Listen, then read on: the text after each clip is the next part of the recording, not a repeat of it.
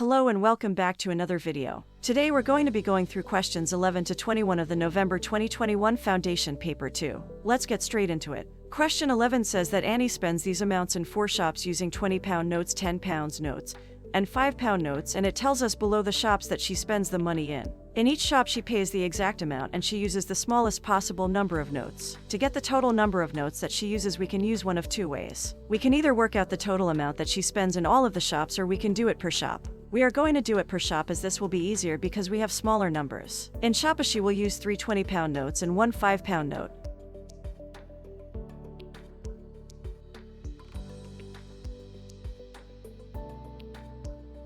In shop B, she will use 2 £20 notes.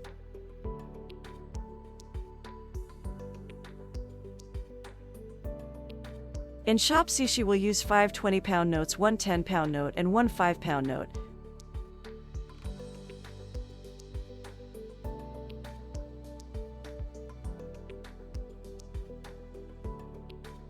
And in shop D, she will use 3 £20 notes, 1 £10 note, and 1 £5 note.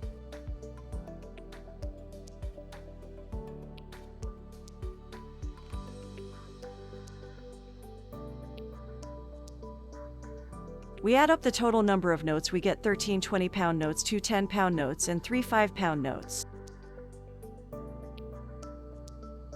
For question 12, we're told a sports team played 40 games. Half were home games and half were away games. Each game it was a win, a draw, or a loss. Of the home games, 2 out of 5 were losses. Of the away games, 1 out of 10 were wins. We have been asked to complete the frequency tree. First thing we want to do is work out the total number of home games and away games that they had. To do this, we know from the top half were home games. So what we can do is half the 40, which gives us 20, so we have 20 home games and 20 away games. Next thing we're told is that 2 out of 5 of their home games were losses, so we can work 2/5 of 20, which gives us 8. This means they lost 8 of their home games. Next thing we need to do is we need to work out how many home games they drew. We can do this by adding the win and loss together, which gives us 15. 15 taken away from 20 gives us 5, so they drew 5 games. We can do the exact same for the away. We know they won 1/10 of their away games. 1/10 of 20 is 2. This means they won 2 games. Adding the away games together gives us 14. 20 take away 14 is 6, so they drew 6 games. The next part of our question, it says the team gets 6 points for a win, 3 points for a draw, 0 points for a loss. Work out the total number of points the team got. To do this, we need to work out how many points they got home and how many points they got away. For home wins, they got a total of 42 points. For home draws, they got a total of 15 points.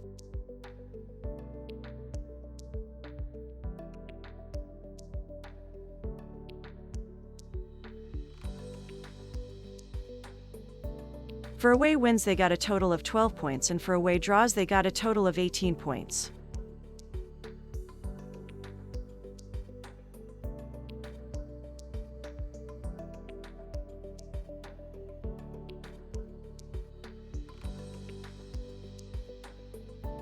If we add the total number of points that they got, we get a total of 87 points. Question 13 is a really short question. We've been asked to factorize fully 50x plus 100. To do this, we need to find the biggest number goes into 50 and 100, which is 50. We can put this outside of our bracket. Then what we need to do is we need to work out what we can times 50 by to get to 50x, which will just be x. And then we need to work out how many times 50 goes into 100, which is 2. This means that we get 50 brackets x plus 2. Question 14 is another short question. It says some buttons are red or blue in a ratio 3 to 5. What fraction of the buttons are red? To do this, we need to work out the total number that we have first. 3 plus 5 is 8, which means the denominator is going to be 8. Now we need to focus on the fact that we're looking for red, and red in our ratio is 3, which means we have 3/8 as our answer. Question 15 says which of these is the correct statement about the cube? If we work down one by one, our first one says it has 12 edges. If we look at the cube that we've got at the top, we can count the number of edges. Don't forget the ones at the back that you cannot see, and if we do this, we do in fact get 12 edges, which means that that one is our answer. We do not need to worry about the other 3 since we've been asked to highlight one, and we have.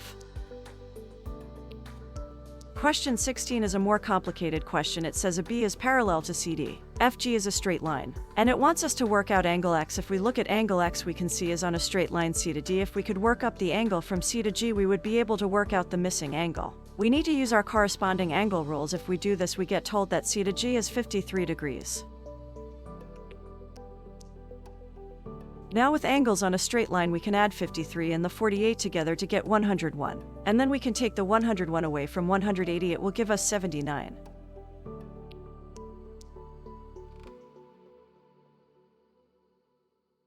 Question 17 says Harry and sister Jess have some money into the ratio 1:4. Harry has £7.35. They pay £16.99 for a present for a friend. Harry uses a third of his money and Jess pays the rest. How much money does Jess have left? First thing we want to do is work out exactly how much money Jess had. We can use the ratio to help us work this out since we know Harry has £7.35. The ratio tells us that Jess has 4 times as much as Harry, so if we do 4 times 7.35, we get £29.40.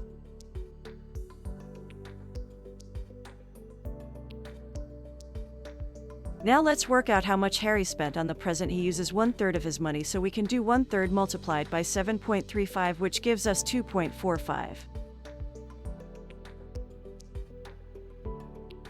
If we take this away from 16.99, we find out that the remainder of the money for the present is £14.54. This means that Jess paid £14.54 on the present. To work out how much money she has left, we need to take this away from £29.40, which gives us £14.86.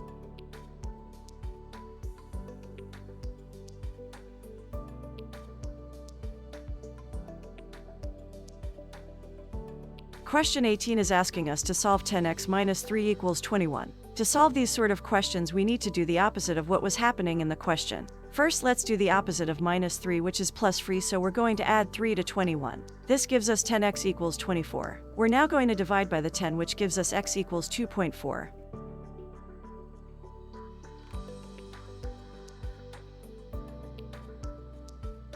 Question 19 says to look at which of these fractions is closer to 0.5.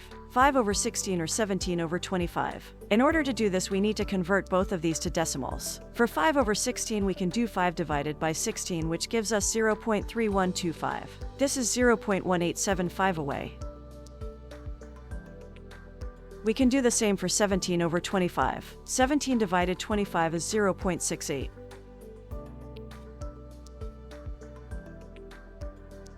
Which is 0.18 away. This means 17 over 25 is our answer.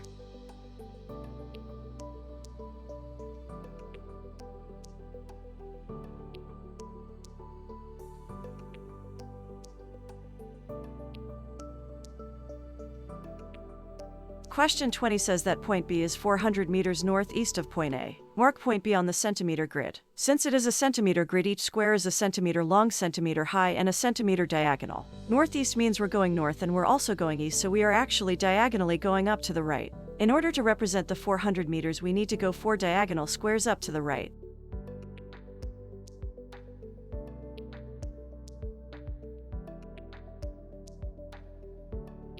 The next part of the question says point C and D are shown on a different centimeter grid. Work out the bearing of D from C. Bearings always start from north and D is south of C, which means that we are going down instead of up, which gives us a bearing of 180.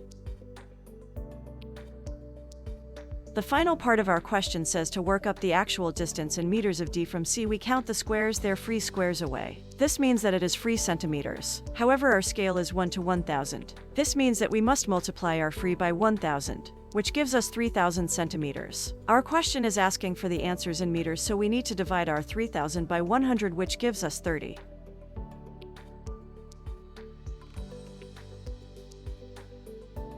Thank you for watching another video. We will go through the last questions in our next video, so be sure to subscribe.